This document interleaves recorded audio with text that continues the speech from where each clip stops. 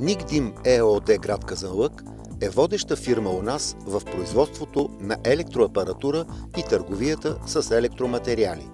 Основана е през 1991 година от инженер Никола Димитров, електроинженер с голям опит в областта на производството и маркетинга на електроапарати.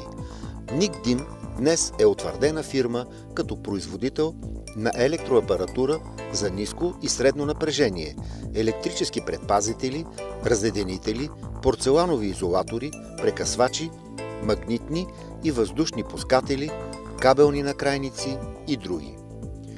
От 1992 година Никдим е единствен производител на цялата гама високоволтови предпазители. Фирмата разполага със солидна материална база, изпитвателна електролаборатория, конструктивен отдел, инструментален цех и всичко необходимо за усвояване и производство на надежни и качествени електрически апарати. През 2002 година фирма Никдим бе удостоена със златен медал и диплом за високомощните предпазители на есенния международен Пловдивски панаир.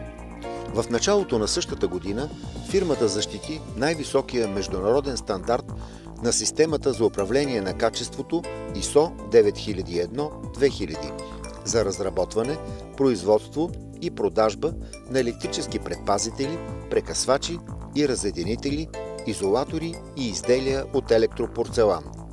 Във фирмата работят около 200 високо квалифицирани специалисти – инженери, технолози, техници, икономисти и други.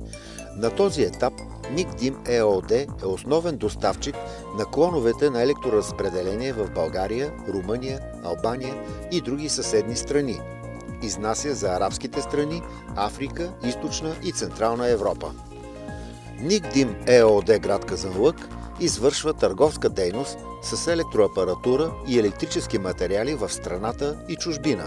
Разполага с търговски бази в градовете София, Казанлък, Стара Загора, Шумен, Търговище и Ловеч.